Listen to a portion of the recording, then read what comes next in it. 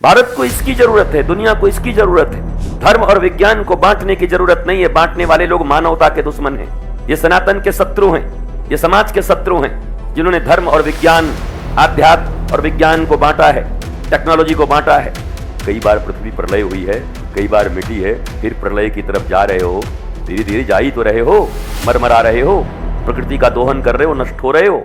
देश आज दो धाराओं में बटा है।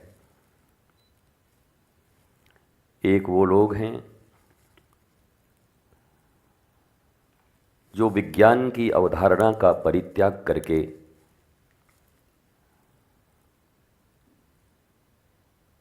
केवल अपनी परंपराओं का पालन कर रहे हैं। देश काल पात्र के अनुरूप कभी कभी परंपराएं उस समय में, उस स्थान पर और उन पात्रों के बीच जो उपयुक्त होती हैं, वो 100 साल, 50 साल, 1000 साल के बाद स्थान, पात्र और समय के कारण अनुपयुक्त हो जाती हैं।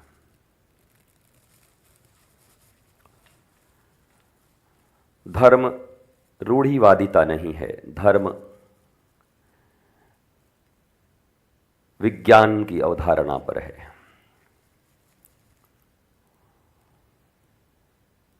विज्ञान क्या करता है?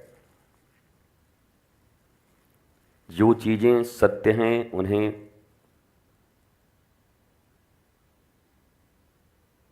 तुम्हें बताता है प्रयोगों के द्वारा कि देखो ये ऐसा ऐसा ऐसा, और ये हमने प्रयोग किया और ये इसका परिणाम है।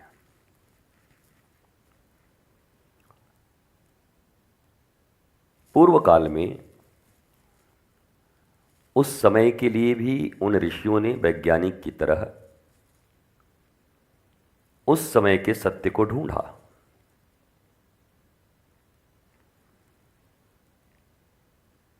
वर्तमान भारत में या विश्व में या मानवों के बीच में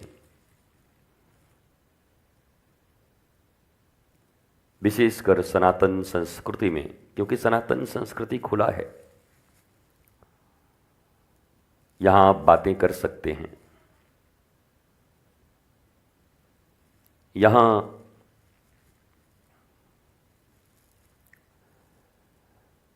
अभिव्यक्ति की स्वतंत्रता है, अपनी समझ को प्रकट करने की स्वतंत्रता है।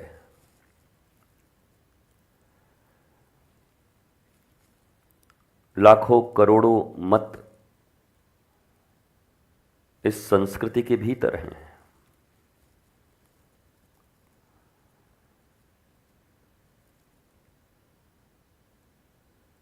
यहां दृढ़ता है पर कट्टरता नहीं है। तुम इस पद्धति से मानते हो, अपना मंगल कर सकते हो तो करो। वो उस पद्धति से करता है, करने दो। ये अलग पद्धति से करता है, करने दो।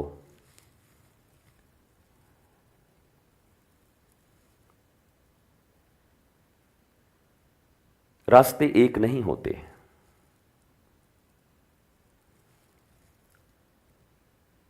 अभी हम आश्रम से निकलें और हमें दिल्ली के राह को पकड़ना हो तो कई रास्ते हैं। पहले तो निकलते ही इधर से जाएं कि इधर से जाएं, लेफ्ट और राइट। उसके बाद फिर सीधा जाएं कि पहले ही मुड़ जाएं कोतवाली की तरफ से। बहुत सारी।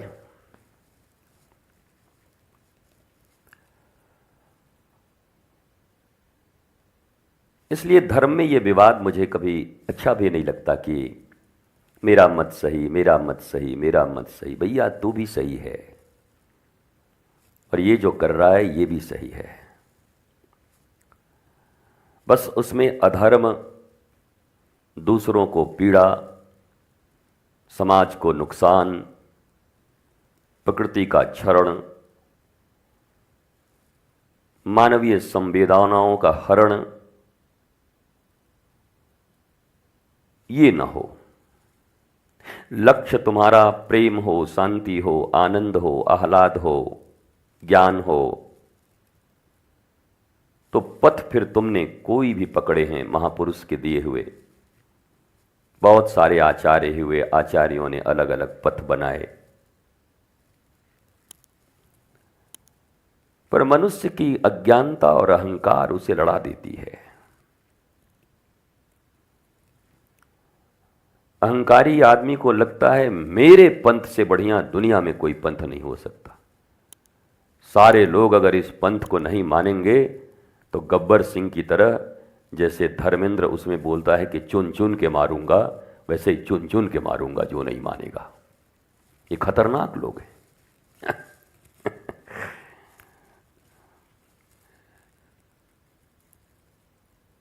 ये धर्म नहीं हो सकता।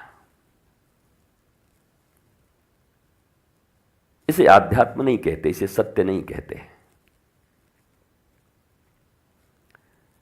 आज भी मैं देख रहा था, ग्रहण पे जंग छिड़ा हुआ है।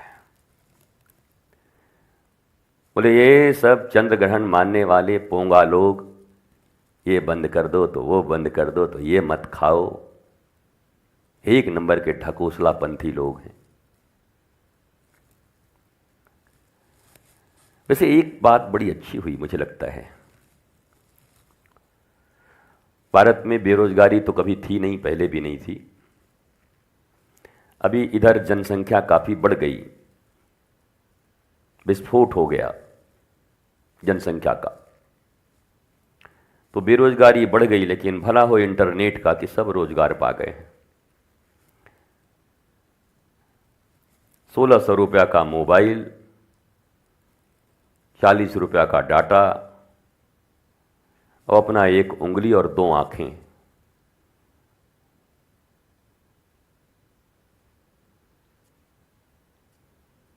लगे रहो मुन्ना भाई, कोई बेरोजगारी नहीं है। अब बीच में मन करे तो घुस के किसी पेज में 10 गाली दे के निकल जाओ वहां से, तेरी ऐसी, तेरी वैसी, तू पाखंडी, तू ढोंगी। तुम दे के निकल जाओ, फिर उसमें लोग भिड़ जाएंगे, फिर तुम दूसरे पेज में जाओ, वहां भी आग लगा दो। आजकल घरों में मंथराएं नहीं पाई जाती कि एक घर से, पहले गांवों में पाई जाती थी। बूढ़ी माता कोई होती थी तो उसको बोलते एक नंबर की मंथरा है, वो सब घर में काकी जाती थी, ए बहू, ए फलाने की दुल्हन, सब घर में आग लगाई चली आती थी। पर अब तो बस 2 आंखें, 1400 का मोबाइल, 40 का डाटा, और जिसके घर में घुसो आग लगा दो गाली दे के, पेज में, पेजवार। तो लोग खूब आजकल व्यस्त हैं। किसी से पूछो क्या हो रहा है, अरे क्या हो रहा है, अभी हमारे पास समय नहीं है भाई। और खासकर सड़क पे चलने वाले तो कुछ लोग जो हैं टपोरी लोग, मुंह में गुटखा और उंगली चल रही है। कोई पूछे आज ग्रहण के लिए क्या लिखा है, ग्रहण है मनाओ, बेचारे की आवाज भी नहीं निकलती। मैं थोड़े लाइट मूड में इसलिए कह रहा हूं कि क्या इन अज्ञानियों के बीच की लड़ाई के बीच तुम फंसोगे। अज्ञानता इनका पहचान है। गाली गाली गाली गाली, ताली ताली ताली ताली,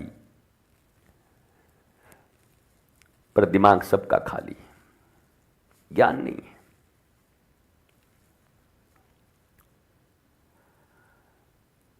पृथ्वी एक ग्रह है, सूर्य ग्रह है, चंद्र एक ग्रह है। खगोल शास्त्र के अनुसार इन ग्रहों के चाल हैं, गति है। किस वर्ष में कितने समय के बाद कौन से ग्रह नज़दीक आते हैं, कौन से दूर जाते हैं, कौन किस अक्षांश और देशांतर पर किससे मिलता है, किस एंगल से कौन किस किस समक्ष आता है, पीछे जाता है, इसका विज्ञान है खगोल विज्ञान, खगोल शास्त्र। उसके अनुसार ये ग्रहण वहां भी मान्यता है, नासा भी मान रही है और हमारी सनातन परंपरा भी मान रही है। अब झगड़ा ये है कि वो कहते हैं कि ये तो साधारण ग्रहों की घटना है, खगोलीय घटना है, इसमें तुम काहे को उपवास रह रहे हो, काहे को भगवान का नाम जप रहे हो। हमें ये नहीं समझ में आता है कि भगवान नाम जप करने में हमें आनंद आ रहा है और उपवास रह करके हम अपने लीवर को ठीक कर रहे हैं, तुम्हारे पेट में काहे दर्द हो रहा है। छोड़ो बाकी बात, सब हटा दो। पेट हमारा, अन्न हमारा, खाएंगे नहीं। ठाकुर जी हमारे, हम ठाकुर जी के। आज ठाकुर जी को हम जल्दी सुला देंगे, हमारी मर्जी और हमारे ठाकुर जी की मर्जी।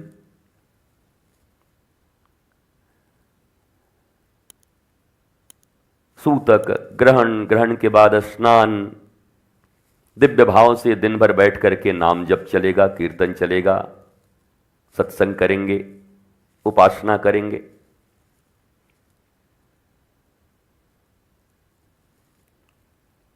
अपनी मान्यता है, अपनी परंपरा है। और खगोल शास्त्र, विज्ञान और धर्म, अगर इसकी मीमांसा मिक्स करके की जाए, कोई समीचीन भाव से इसका मीमांसा करे, तो सबके बीच एक रिलेशन निकल आएंगे, रिलेटिविटी।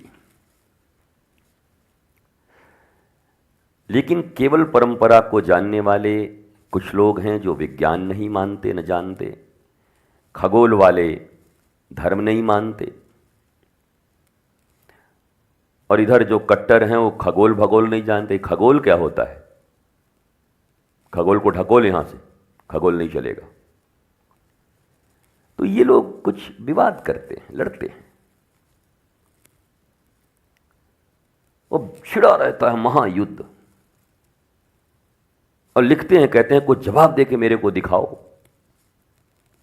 इतना बड़ा खगोल शास्त्र, इतना बड़ा धर्म शास्त्र, इतनी बड़ी ये वैज्ञानिक घटनाएं, और मनुष्य के पास समय कितना है? 10 सेकेंड, 30 सेकेंड और 90 सेकेंड रील, इससे ज्यादा का नहीं है। उसी में उसका कहना है कि हमको तीनों चीज समझा दो। खगोल शास्त्र भी समझेंगे, धर्म शास्त्र भी समझेंगे, और हम विज्ञान भी समझेंगे। अब कैप्सूल बनाया जाए ऐसा कोई, एक कैप्सूल खिलाया जाए और वो तीनों समझ जाए बेचारा, तब बात बने। ये विवाद का विषय नहीं है। और ये तो बिल्कुल ही मूर्खता जैसी बात होती है। कोई कहे हम मंगलवार को उपवास रहते हैं, तो कोई कहे बताइए मंगलवार को हनुमान जी कहाँ हैं, और हनुमान जी कब बोले हैं उपवास रहने के लिए, और इस उपवास का वैज्ञानिक कारण क्या है। अरे भाई, तेरे पेट में दर्द क्यों है? तू बर्गर पिज्जा खा के मर। हम आज उपवास करेंगे, आज अपने लीवर को आराम देंगे। क्यों? हम पेट में भी जो अग्नि है उसे श्री कृष्ण मानते हैं। अहम वैश्वानरो भूतो।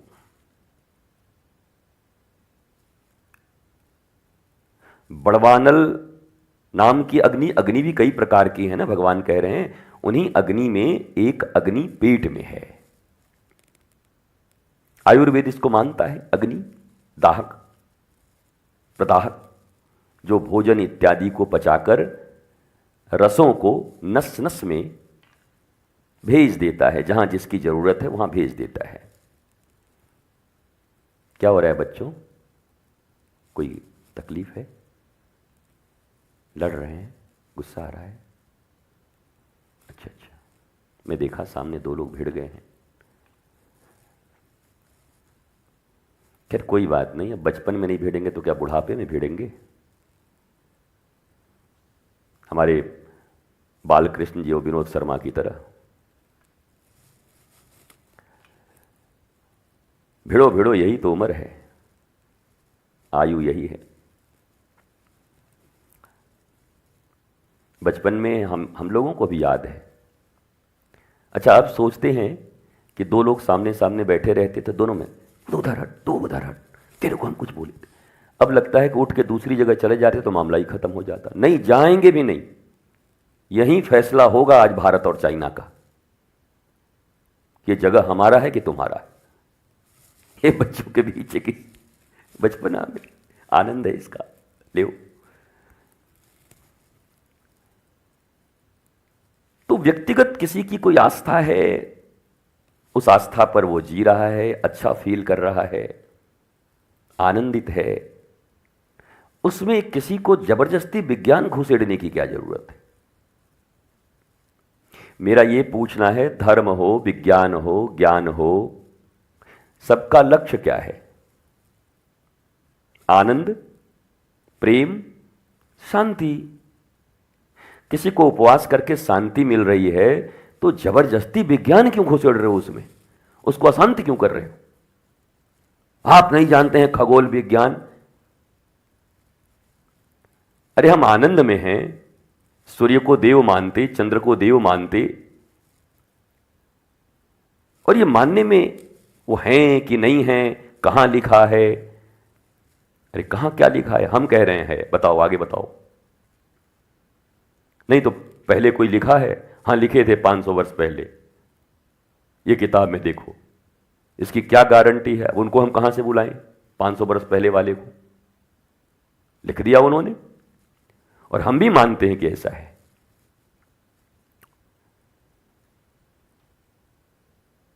मानवीय परंपरा में जो हमारे जीवन को पोषित, पुष्पित, पल्लवित करते हैं, हम तो घर में आए अतिथि को देवता कहते हैं। अतिथि देवो भव। हम तो, तुम आज कुत्ते पालना शुरू किए हो, बिस्तरों पे सुला रहे हो, कुनु मुनु मुनु मुनु पुचु पुचु कर रहे हो, हम तो उन्हें भैरव मानते हैं अनादिकाल से। उनका अंश है हमारे घरों में। तो हमारे तो प्रकृति के समस्त प्राणियों के साथ, वृक्षों के साथ, और ये तो जीवित हैं, वृक्ष भी जीवित हैं, प्राणी भी जीवित हैं, पत्थरों के साथ, रज के साथ, हमारा सबके साथ संबंध है।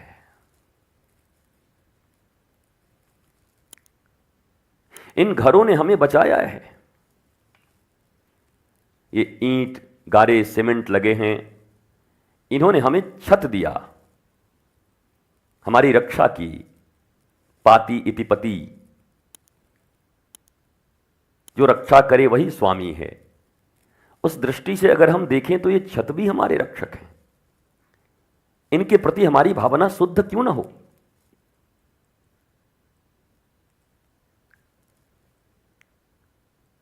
हम अपने जीव के कारण, जीव चटोरी के कारण पशुओं का वध नहीं करेंगे।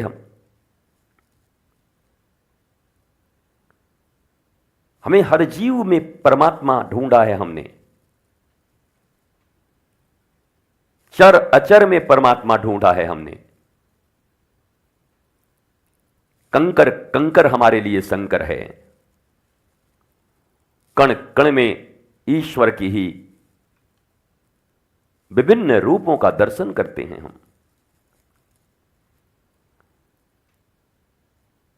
अरे बिजली विभाग के मंत्री से परिचय हो जाए तो चरण में गिर जाएंगे जाके जूता पकड़ के कि मंत्री जी आशीर्वाद दीजिए, जबकि बिजली मंत्री जी नहीं बनाते। अगर प्रकृति अपने सारी चीजों को छुपा ले, जल छुपा ले, हवा छुपा ले, तो बिजली बनेगी कैसे? कौन बनाएगा? ये प्रकाश जितने भी देखते हो सब सूर्य के हैं। सूर्य की एनर्जी को कन्वर्ट करके ही सब कुछ बनाया गया है। तो भला जिसने इस अंधेरे जगत में प्रकाश दे दिया, उन्हें हम ईश्वर, उन्हें हम भगवान, उन्हें हम देवता क्यों न माने?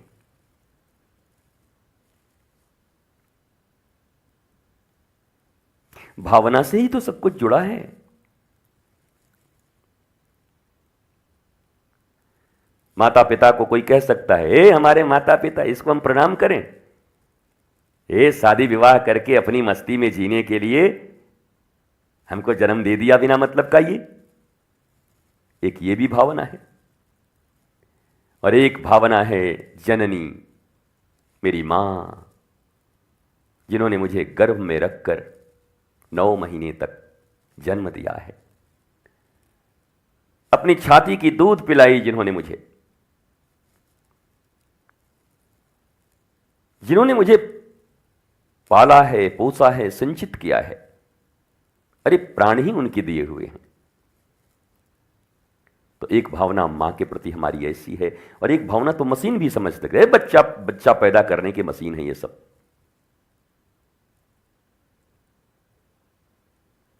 तो बस यही लड़ाई है।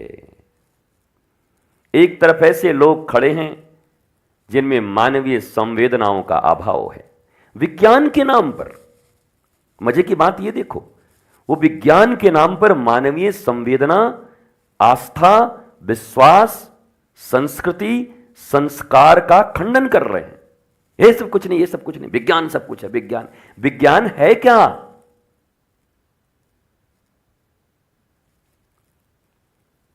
आजकल रील चलती है ना, कभी कभी उसमें को लगे आखिर कहना क्या चाहते हो। रील देखते देखते उसमें आता है कोई आखिर कहना क्या चाहते हो। वो मुझे भी कभी कभी लगता है आखिर ये विज्ञान है क्या इन लोगों का? यही तो विज्ञान है। उन्होंने मुझे जन्म दिया है, ये सत्य है, और मेरी भावना और आस्था उनके प्रति बड़ी पवित्र है। ये विज्ञान नहीं है। इस ज्ञान को विज्ञान न कहोगे?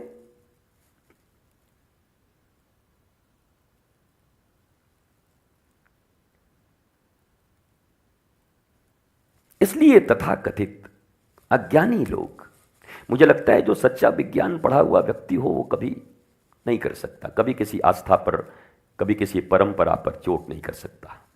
हाँ, जहां कुछ जिसे लोग अंधविश्वास शब्द कहते हैं, जहां कुछ मान्यताएं ऐसी हैं जिनका कोई प्रामाणिकता नहीं है, लोगों को दुख दे रहे हैं, खुद को भी दुख दे रहे हैं, उनका विरोध करो, प्रतिरोध करो, हटाओ उनको। और सनातन धर्म में, सनातन संस्कृति में ऐसी कई बातें हुई हैं जो उस युग के अनुरूप सही थी, पर इस युग में उसकी जरूरत नहीं है, हमने छोड़ दिया। हम समावेशी लोग हैं। तो आज सोशल मीडिया पर चंद्र ग्रहण युद्ध छिड़ा हुआ है, दनादन तलवारें चल रही हैं।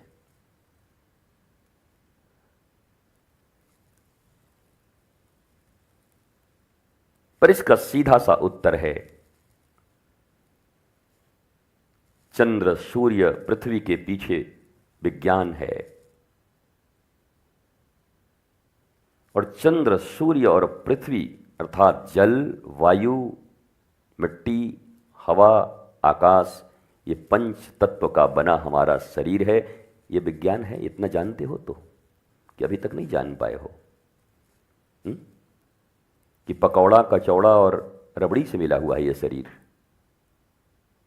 ये पंच तत्व का शरीर है, ये विज्ञान ही तो है।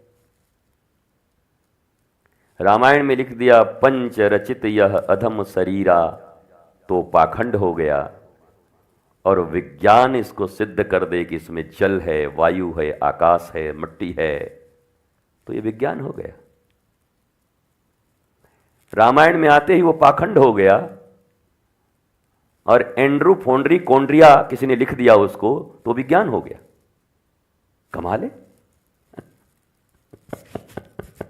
नाम बदलने से विज्ञान और पाखंड दो हो गया। मुझे कभी कभी लगता है, पहले मैं जब टीवी पर बैठा करता था, डिबेट किया करता था, तो भिड़ंत होती थी और अंत में मानते थे लोग, कहते थे आपका बड़ा वैज्ञानिक अवधारणा है। कभी कभी लगता है इन लोगों को बिठाऊं एक साथ और एक बार फैसला ही हो जाए पहले कि धर्म क्या, ज्ञान क्या, विज्ञान क्या, खगोल क्या, भूगोल क्या, इतिहास क्या, ये सब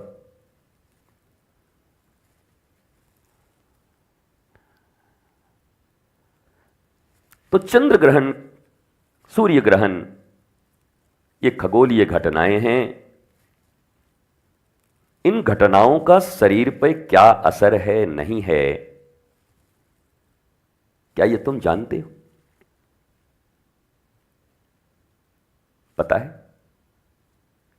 चंद्रमा से मन का क्या संबंध है, मानसिक रोग में चंद्रमा का क्या रोल है? क्या विज्ञान इसे नकार पाएगा? चंद्रमा के पूर्ण होने से समुद्र में ज्वार आता है, भाटा। यह शरीर भी जल है, इसमें 70 से 80%। उस चंद्र से इस शरीर के भीतर के जल का क्या संबंध है, क्या तुमने पढ़ा है कभी? कभी जाना है?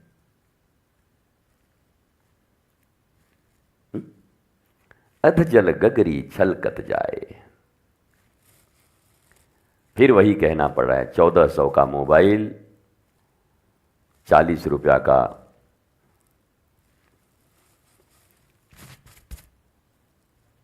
आवाज को खोल दो पूरी तरीके से। काफी कारीगरी हो रही है, आधे घंटे से क्षण क्षण बदल रहा है, हैं?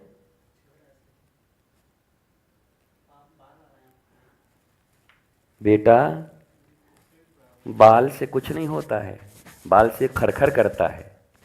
हमको साउंड इंजीनियरिंग पढ़ा रहे हो बैठ करके यहां पर? नाचे ना आवे आंगन में टेढ़। बताओ, हमको इंजीनियरिंग पढ़ा रही है कि आपके मूंछ के बाल से जो है गड़बड़ हो रहा है? बताओ, मूंछ के बाल से साउंड कभी एकदम गुम गुम करने लग रहा है, कभी इसका इको बढ़ जा रहा है। वाह, ये ऐसे ही लोग हैं जो बैठे रहते हैं, विज्ञान और धर्म के नाम पर युद्ध कर रहे होंगे शायद। ये हमारे ही पास बैठे हैं, दूर नहीं है लोग। बताओ इनको। ये मूंछ तो 20 साल से 30 साल से है भाई, और 30 साल से हम बोल भी रहे हैं। तब तो मूंछ गड़बड़ नहीं कर रहा था, न मूंछ से गड़बड़ हुआ न पूंछ से गड़बड़ हुआ। अब आज अचानक एक साउंड इंजीनियर का जन्म होता है आनंदम धाम में, जो कहते हैं मुझवे गड़बड़ कर रहा है। नहीं तो हमारा साउंड और हमारी आईटी टीम तो चांद से उतरी हुई है आज ही। ग्रहण वहां लग गया था, इसलिए हम लोग यहां पर आ गए हैं। कमाल के लोग हैं। There is no acceptance. इस दुनिया में किसी भी व्यक्ति के भीतर प्रवीणता, कुशलता, योग्यता तब आई है जब उसके भीतर स्वीकार्यता हो। जिस व्यक्ति ने अपने द्वार बंद कर दिए हों अहंकार, अज्ञानता, ईर्ष्या के कारण, वहां प्रगति असंभव है। तो मेरे प्यारे बच्चों, तुम अगर कहीं रुक गए, आज तुम्हारी प्रगति अगर नहीं हुई, तो तुम किसी पर नाराज मत होना, क्योंकि ये तुम्हारे कारण हुआ है। तुम में गुरु के प्रति, ज्ञान के प्रति स्वीकार्यता नहीं रह गई। कूप मंडूक की तरह जिस कुएं में रहते थे, उसी को पूरा दुनिया समझ गए तुम। उसके बाहर की कोई बात तुम्हें बताने आए तो तुम देखकर मुस्कुराते हो। 2-3-4 लोग एक साथ खड़े होकर हमको समझा रहे हैं, हम 12 साल से यही कर रहे हैं। अरे 12 साल से तुम घन से पत्थर तोड़ते रहो तो क्या इंजीनियर हो जाओगे?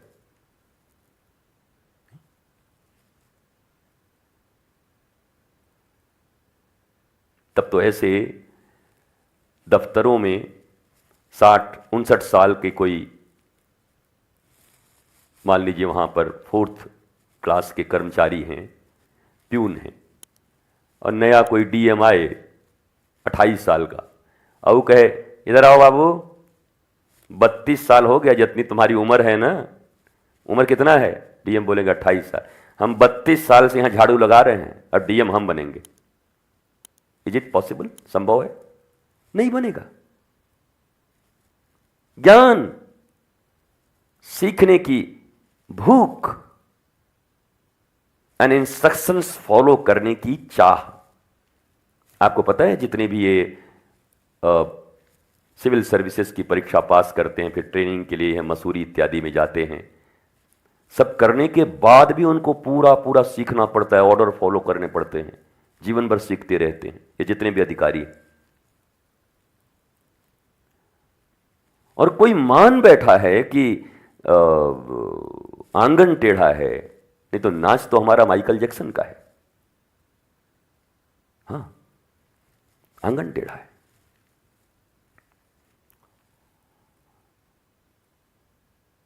ये सत्संग से अलग की बात नहीं है, आप सब घबराएंगे नहीं। ये साउंड में आ गया तो साउंड भी ऊर्जा है, लाइट भी ऊर्जा है। चंद्र से लाइट, सूर्य से लाइट एंड साउंड, यही तो पूरी विज्ञान है।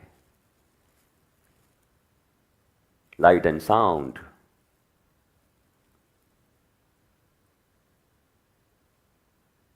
तो हमने हर चीज को आस्था से जोड़ा।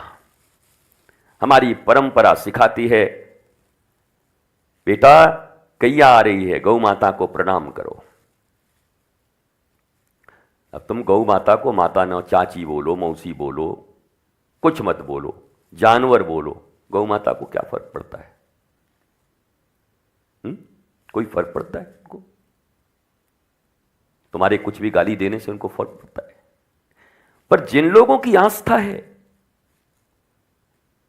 सभ्यता का जब विकास हुआ और बच्चे जब जन्म लेते पृथ्वी पर, और मां के दूध के साथ साथ गौ माता के दूध ने इंसानों को पाला, मनुष्य बनाया, तो उन्हें मां का दर्जा दिया गया क्यों मां है हमारी। और बाकी भी बहुत सारी बातें हैं गौ से रिलेटेड। अभी गौ महाकुंभ में गए थे, वहां हमने इस बारे में बताया है, आप पढ़ें लिखें, समझ आएगा आपको। तो हमने विज्ञान को आस्था से जोड़ा। हम हैं वैज्ञानिक, पर हमने विज्ञान को कोरा विज्ञान नहीं रहने दिया।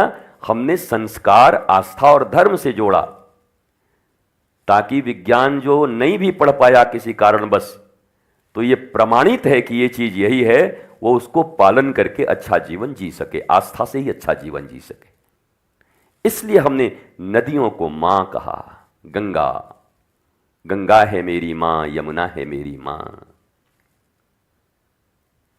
आज हम यमुना जी यहां तक आई, हम लोगों ने प्रणाम किया बच्चों को लेकर के, बस आ गए वही 1400 और 40 रुपए के नेट लेकर के, सब शुरू हो गए। अरे महाराज जी, बच्चों को कुछ विज्ञान सिखाइए, मंत्र से यमुना जी चली जाएंगी। अरे हम मंत्र यमुना जी के जाने के लिए थोड़ी कर रहे थे, तुम जैसे लोगों को जाने के लिए कर रहे थे कि तुम कब जाओगे। भारत का बंटाधार कर दिया तुम लोगों ने। हम इसलिए मंत्र पढ़ रहे थे कि तुम गायब हो जाओ।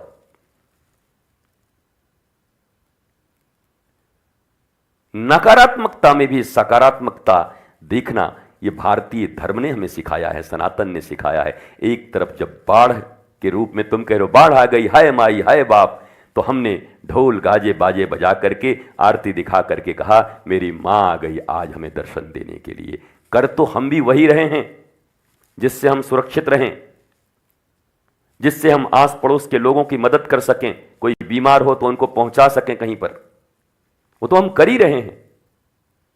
पर हम कोरे तुम्हारे तरीके से अनपढ़, गंवार और महामूर्ख नहीं हैं, बल्कि हमारी आस्थाएं जुड़ी हुई हैं, हमारा समर्पण जुड़ा है। हम हर आई हुई आपदा को भी अवसर के रूप में देखकर उससे भी लाभ उठाना जानते हैं, और उस आपदा से हम भयभीत नहीं होते, बल्कि उन्हें ईश्वर का आशीर्वाद समझकर स्वीकार करते हैं। खट्टा दिया है तो मीठा भी वही दे रहा है। कंटक फूलों पर चलने का अगर मौका मिल रहा है तो कांटों पर कौन चलेगा? किसी दिन कांटों पर भी तो हमें ही चलना पड़ेगा। फूल में ईश्वर है तो कांटे में भी ईश्वर है। गुलाब के फूल में अगर ईश्वर हैं तो कांटों के बिना गुलाब का फूल होता नहीं। वो कांटा भी ईश्वर है। क्यों?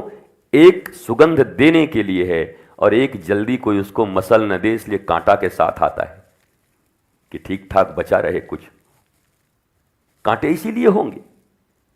ईश्वर ने रक्षा की है सबकी। एक लाजवंती का पौधा देखते हो, छूते ही सिकुड़ जाता है, सोचता है आ गया ये तोड़ने वाला महाराक्षस, तो सिकुड़ के छोटा हो जाता है, निकल जा अपने रास्ते से। वो बहुत सारी चीजें हैं जो विज्ञान और आस्था का संगम है, समावेश है। हम हर विज्ञान को स्वीकार करने वाले, विज्ञान को मानने वाले, आधुनिक इन्वेंशन को करने वाले लोग हैं,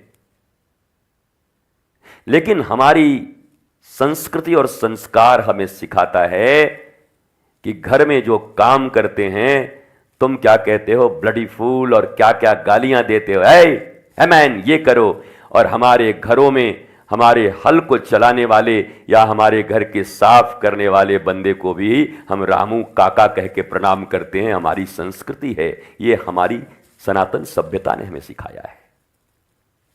तुम नौकर कहते हो, हमें बचपन में सिखाया गया ये काका हैं, रामू काका, ये रामजीत काका हैं, ये प्रहलाद मामा हैं। मैं अपने नाना के घर में, बोला ना कि कभी नाना के घर में रहता था, कभी अपने दादाजी के घर में। 4 किलोमीटर 5 किलोमीटर का ही अंदर था। पहाड़ पार किए तो उधर, अब पहाड़ पार किए तो इधर, 2 शेरों के बीच में पला, एक शेर उधर एक शेर उधर।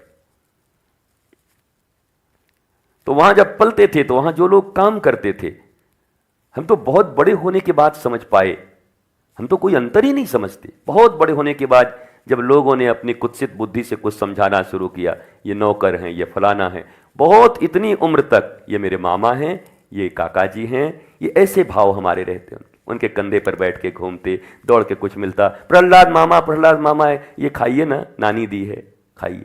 हम तो कभी समझे ही नहीं, भेदभाव ही नहीं समझा। ये हमारी संस्कृति ने, ये हमारे धर्म ने हमको सिखाया था। तुम जैसे लोग जो तथाकथित वैज्ञानिक बन रहे हो, न आगे नाथ न पीछे पघा, कुछ जानते नहीं, बिना मतलब के अनपढ़ गंवारों की तरह, मानवीय संवेदनाओं से हीन लोग केवल विज्ञान विज्ञान चिल्लाते हो, लेकिन तुम्हारे भीतर साधारण मानवीय संवेदना के संस्कार भी नहीं है। ऐसे विज्ञान की क्या जरूरत है?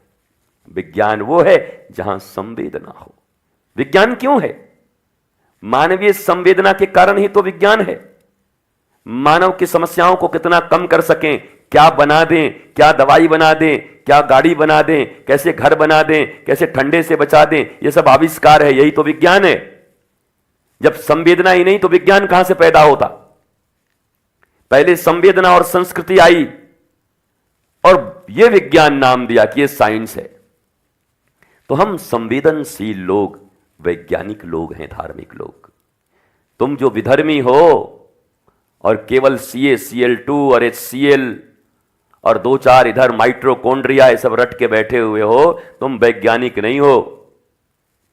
तुम महाधूसर नीरस जलेबी हो जिसमें रस ही नहीं है।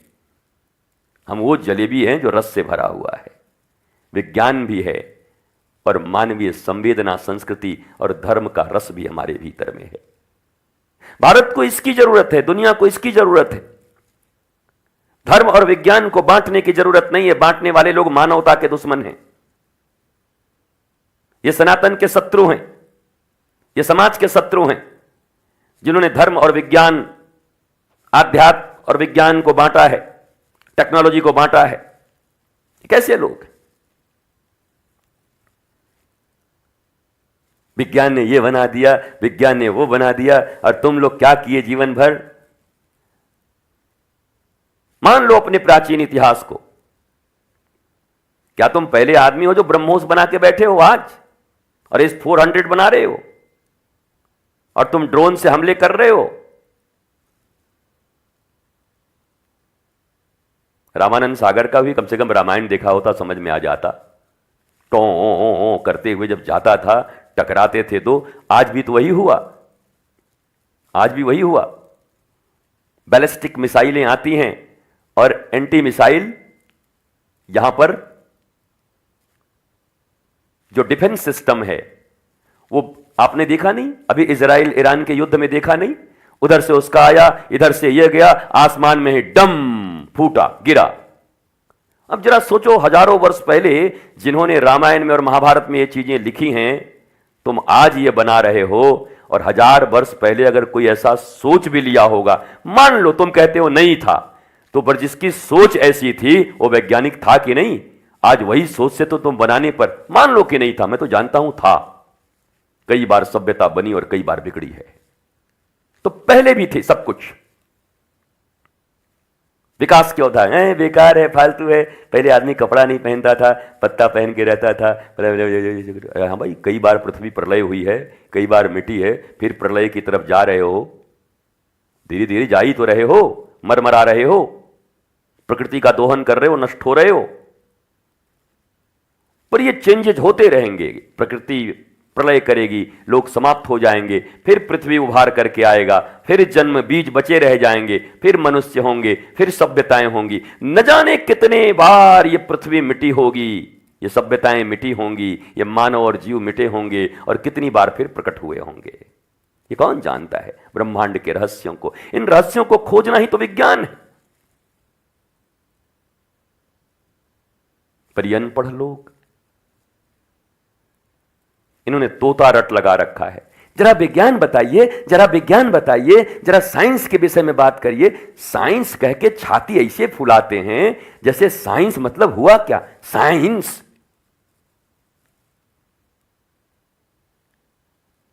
लगता है कोई कबूतर लेके आ गए हैं। साइंस, साइंस एक वर्ड है, विज्ञान एक वर्ड है। किसी भी वस्तु के विषय में सब कुछ जानने का नाम ही विज्ञान है।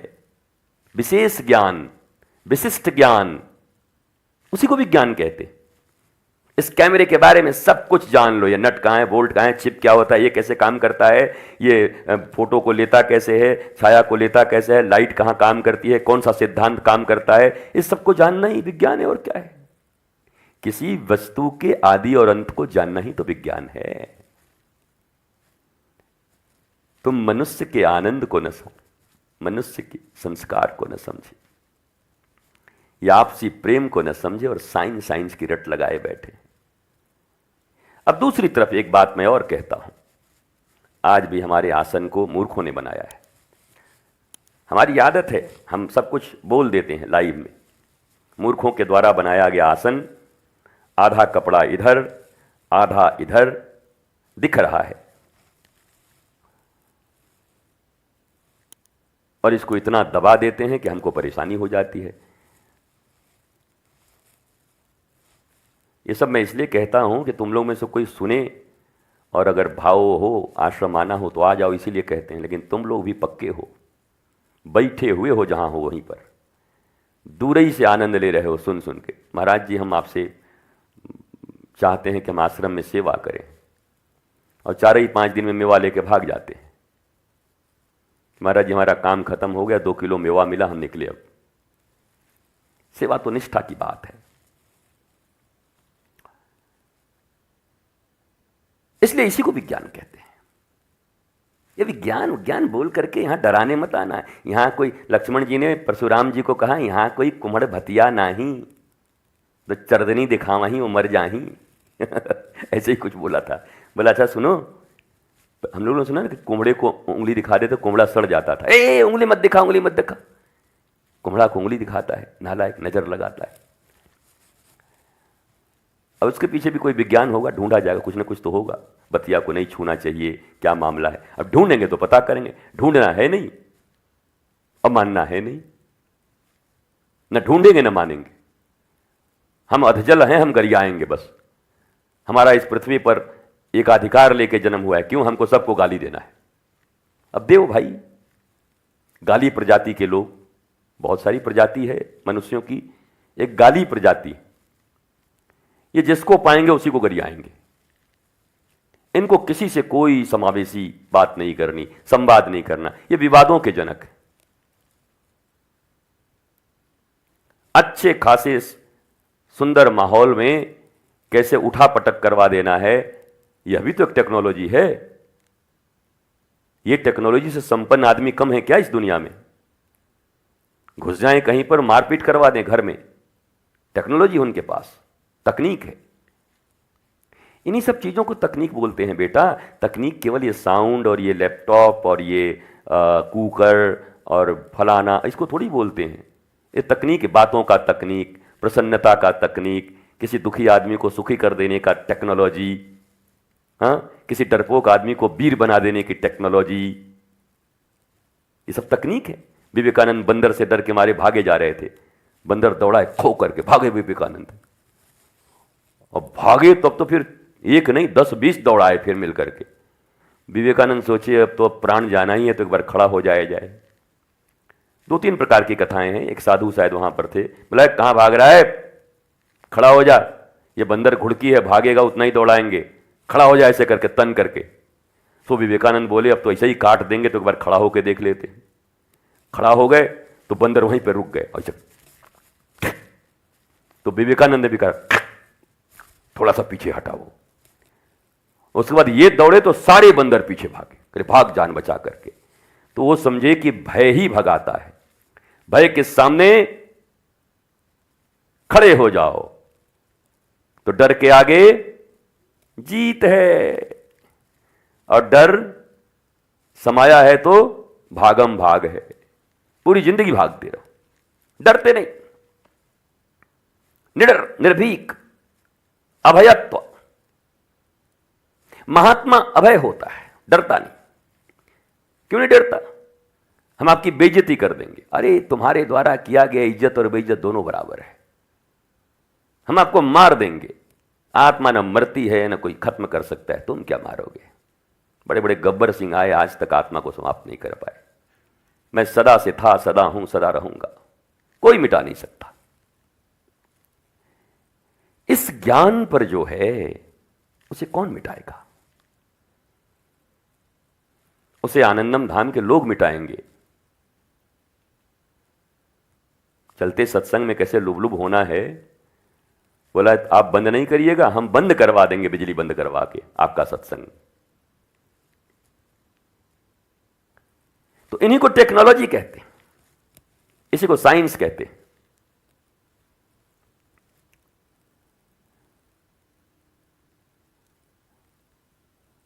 इसलिए चंद्र ग्रहण के ऊपर, धर्मशास्त्रों के ऊपर, हां कहीं जो पाखंड है उसका विरोध करो। पाखंड और पाखंडियों का विरोध तो हम भी दंड उठा के कर रहे हैं। कई लोग पूछते हैं ये दंड लेके क्या घूमते हैं, आपके दंड में चमत्कार है? हमने कहा है कि चमत्कार है। चमत्कार इतना ही है, ज्यादा बहस करोगे तो 2 दंड गिरा देंगे ऊपर से। भाई अपने बचाव में गिराएंगे कि नहीं दंड? दंड ही हाथ में है, सबके हाथ में कुछ होता था।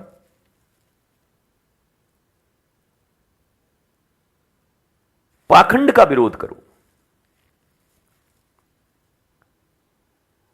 और जो नहीं जानते और हमारे महापुरुष लोग कह गए हैं उनका पालन करो, क्योंकि उन्होंने विज्ञान सम्मत बातें कही हैं, ढूंढ कर कहा है। मन की शांति के लिए आज भी विज्ञान, अभी वर्तमान मेडिसिन, आज के जो वैज्ञानिक हैं उनके पास कोई उपाय नहीं है, कुछ नहीं उनके पास। हमारे ऋषियों का दिया हुआ ही है कि मन शांत कैसे होगा। बैठो बैठो, तुम क्या करोगे? तो क्या कर लोगे, बैठो ना। काबिल लोगों की कमी है उधर कि तुम चले।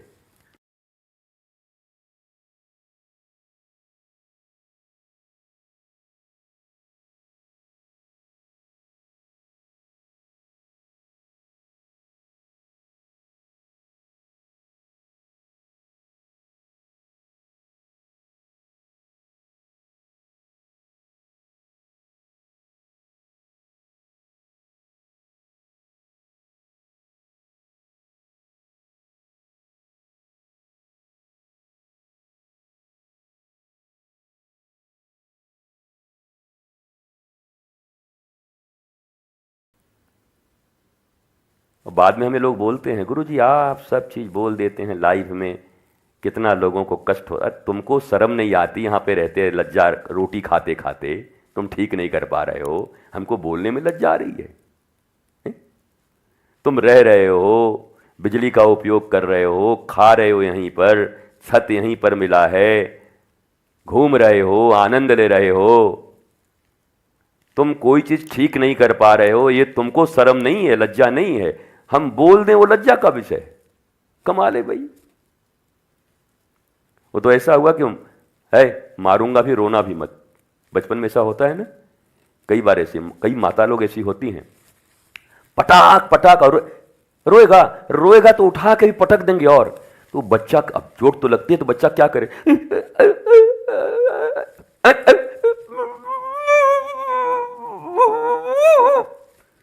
अब वो चुप भी नहीं रह पा रहा है और देख रहा है कि मां बड़ी खतरनाक है या दादी, कि अगर रोए तो एक बार दौड़ा दौड़ा के मारी थी, और तू सोचता है भगवान दो चार पड़ाका खा जे, लेकिन चोट तो लगती है बेचारा, तो चुप।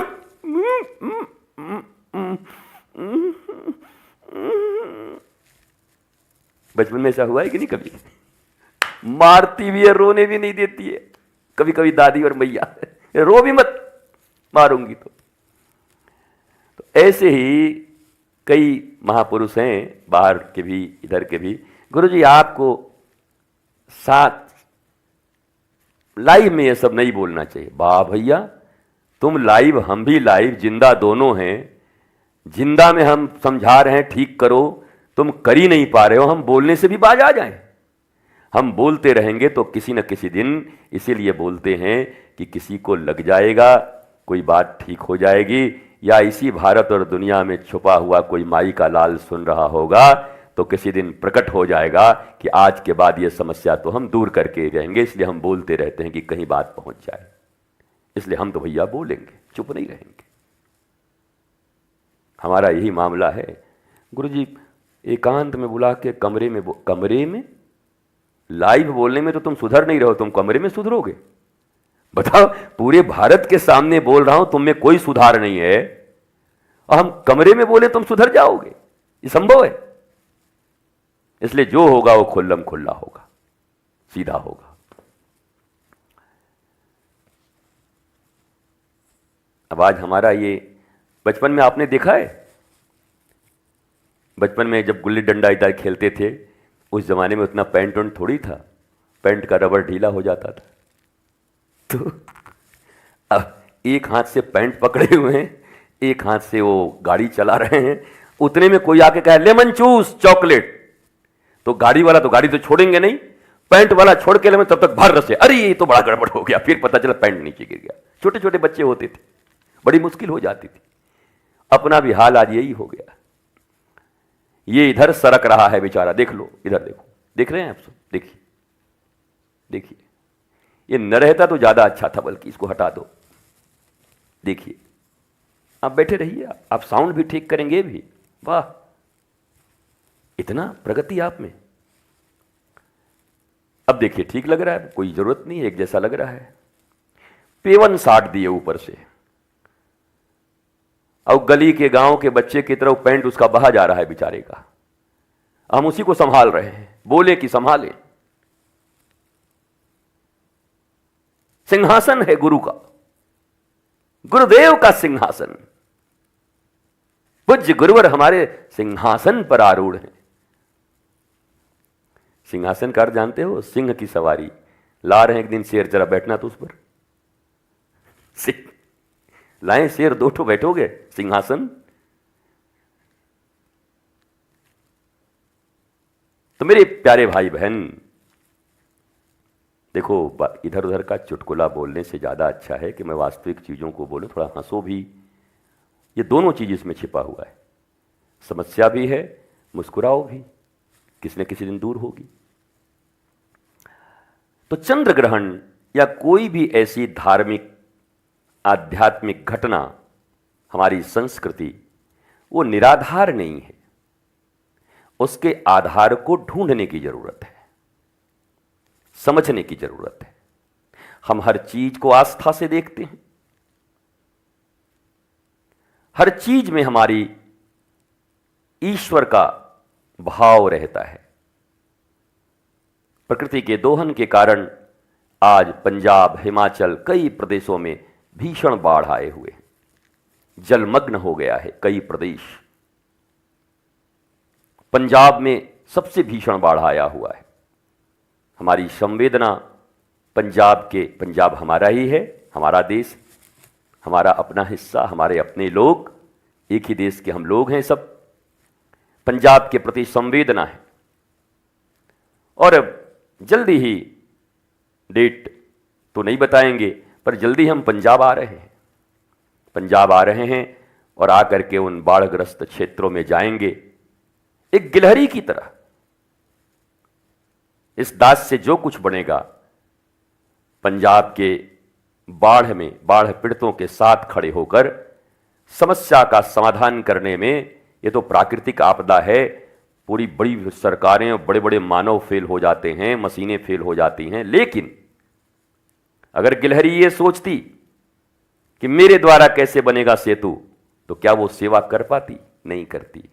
तो गिलहरी ने भी अपनी सेवा करी, तो दास भी जल्द ही 2-4 दिन के भीतर ही हम अपने आनंदम धाम के लोगों के साधकों के साथ पंजाब आएंगे और पंजाब के बाढ़ पीड़ितों के साथ खड़े होकर के हम उनकी सेवा करने का प्रयत्न करेंगे, उनके दुख में साथ खड़े रहेंगे आकर के। क्योंकि मुझे याद है, मैं जानता हूं, एक समय जब हम सबों पर खतरा आया था, तो हमारे इसी में से एक बड़े भाई निकलकर पंच ककार लेकर हमारी रक्षा करने के लिए, अपनी मां बहनों और अपने घर संसार समाज की रक्षा करने के लिए एक भाई ने अपने आजीवन का बलिदान दिया, त्यागी बने, बैरागी बने, युद्ध किया लोगों से और हमें बचाया। इसलिए मैं तो व्यक्तिगत रूप से अनुग्रहित हूं उन पंजाब के लोगों के लिए, उन सिख बंधुओं के लिए, उन महान पुरुषों ने जिन्होंने हमारी रक्षा की, जिसके कारण आज दास रितेश्वर इस वृंदावन के आनंदम धाम में बैठकर भगवान राधा कृष्ण की पूजा कर पा रहा है। हम ऐसे अपने भाइयों के साथ खड़े हैं और हम आएंगे, और यहां से भी हमारे प्रयत्न जारी हैं, संवेदना जारी है।